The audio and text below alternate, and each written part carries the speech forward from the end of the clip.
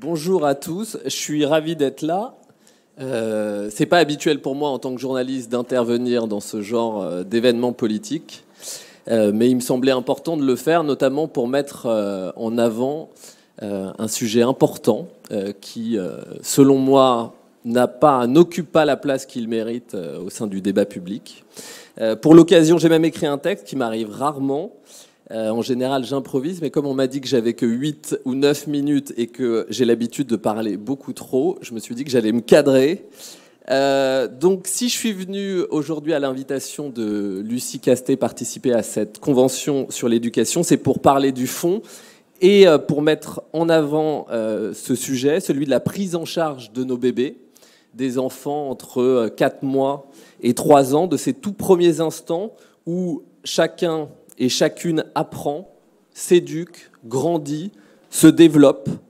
On ne rappellera jamais assez à quel point les 1000 premiers jours de la vie sont déterminants, à quel point ils conditionnent en grande partie ce qui va suivre, notre capacité à interagir avec les autres, notre pouvoir de mémorisation, notre état psychique, notre rapport au monde, notre santé future en tant qu'adulte. Au cours de ma dernière enquête, que j'ai menée pendant 3 ans sur le secteur de la petite enfance et plus particulièrement sur les crèches privées, un échange avec une mère de famille m'a particulièrement marqué.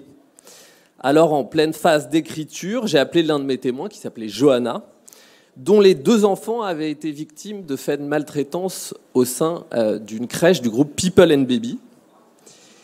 Et Johanna, qui donc avait ses 2 enfants dans cette crèche située à Villeneuve-d'Ascq, près de Lille, m'expliquait, 2 ans après ces faits de maltraitance, les séquelles qu'avaient encore ses enfants. Donc, elle me racontait que dans cette maison, elle pouvait fermer aucune porte, que ses enfants ne pouvaient pas dormir dans le noir, qu'ils faisaient des cauchemars récurrents.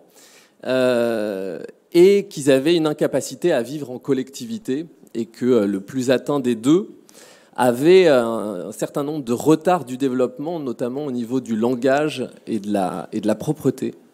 Et je me souviens, on était un samedi matin et elle m'expliquait qu'elle devait partir parce qu'elle devait aller déposer ses 2 enfants chez le pédopsie. Et je me rappelle à ce moment-là m'être dit que moi j'allais déposer ma fille au dessin.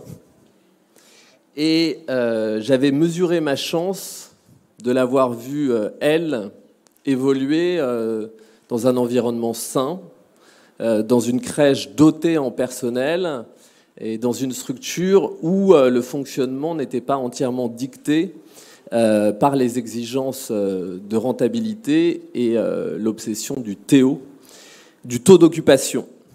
Donc je ne vais pas refaire ici devant vous mon enquête, mais je vous dirais qu'elle m'a permis de mettre en lumière, au sein du groupe People and Baby et d'un certain nombre d'autres géants du secteur de la petite enfance, des pratiques similaires à celles que j'avais pu découvrir au sein du groupe Orpea, quelques années plus tôt, qui était le leader mondial des maisons de retraite. Je vais vous en faire une liste non exhaustive, mais notamment des procédés d'optimisation des coûts, en particulier au niveau de la nourriture. Une bataille sur le tarif des repas qui, chez People and Baby, par exemple, ne devait pas dépasser 3 € par jour. Un jeu également sur le nombre des repas. On a pris l'habitude, dans un certain nombre de groupes, de les réduire de 10% au cas où il y aurait des absences. Et si tous les enfants sont là, eh ben, tant pis.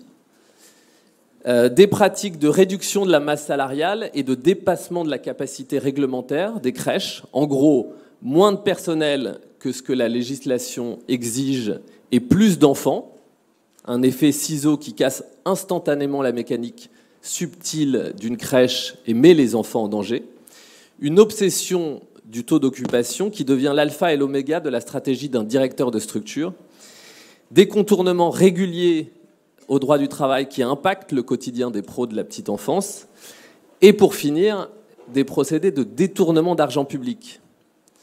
Quand Orpea déclarait plus de personnel que ce qu'il avait employé pour conserver secrètement une partie des dotations publiques, People and Baby et d'autres acteurs du secteur de la petite enfance rapportent de fausses heures de présence de bébés pour toucher toujours plus d'argent des CAF. Il ne s'agit pas de dire ici que tout dysfonctionne dans le privé et que tout fonctionne merveilleusement bien dans le public. Ce serait évidemment trahir la réalité. Mais il s'agit de mettre en lumière les dérives systémiques de certains grands groupes pensés au plus haut niveau et qui ont des conséquences sur la santé de nos enfants, sur le bien-être des salariés, sur la bonne utilisation de l'argent public et, in fine, sur l'attractivité de tout un secteur. Alors, que faut-il faire ? Je vous glisse ici des éléments portés par la plupart des acteurs que j'ai été amené à croiser durant mon enquête. Il faut d'abord investir sérieusement le sujet.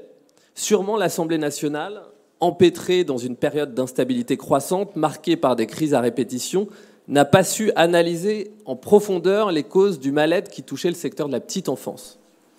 Ensuite, il est impératif de remettre en lumière et en valeur ces métiers du care, du lien, qui sont occupés à 90% par des femmes, mal payées et mal valorisées.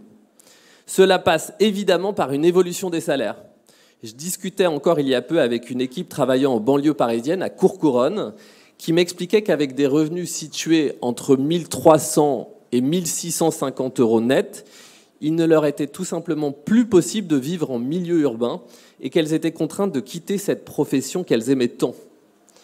Au-delà des salaires, il faut redonner du pouvoir, et notamment du pouvoir de négociation à ces femmes. Elles sont isolées, peu syndiquées, et ne constituent donc en rien une force collective. Voilà ce qui permet à un groupe comme la Maison Bleue de se vanter de pouvoir faire de la déflation salariale. Il faut également revoir les modes de financement de ce secteur. Quand je vous parlais de l'obsession du taux d'occupation, la responsabilité n'en incombe pas seulement au groupe privé, c'est l'administration française qui pousse, via la PSU, la prestation de service unique et un système complexe de facturation à l'heure, à remplir les crèches et à remplir mal en bouchant les trous et en transformant les crèches en hall de gare. Une structure de 20 places peut compter plus de 40 enfants sur une seule année en additionnant les remplaçants, ce qui empêche les équipes de pouvoir mener un véritable projet éducatif. Il faut revenir à une tarification à la journée et non à l'heure. Enfin, il y a un dernier point fondamental, il faut revoir le prix des berceaux en France. Pour faire court, les crèches ont 2 marchés principaux, les mairies et les entreprises. Elles vont vendre des berceaux à des sociétés comme L'Oréal, Bouygues, Crédit Agricole, qui vont ensuite les proposer à leurs salariés. Et elles vont également s'occuper de la gestion de crèches municipales que de plus en plus de communes préfèrent déléguer. Le problème, c'est qu'il y a 10 ans, ces berceaux étaient vendus en moyenne 8 000 € par an à une mairie.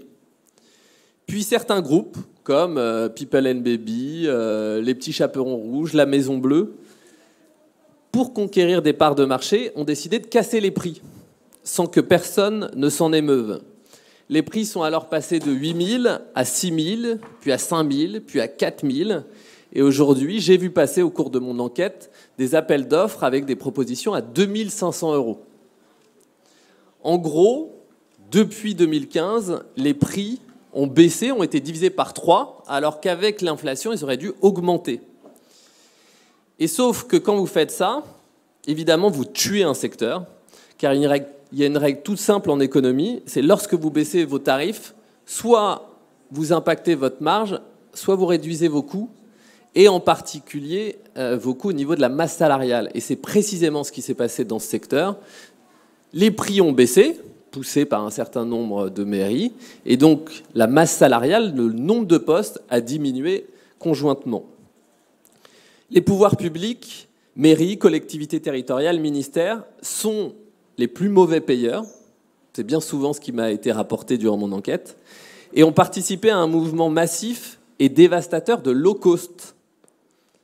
Si l'on ne revient pas en arrière, soit en reprenant ces structures en gestion directe, c'est ce qui s'est passé par exemple à la mairie de Paris après la publication de mon livre, soit en imposant des prix planchers en France, le fait de ne pas pouvoir vendre un berceau en dessous d'un certain prix.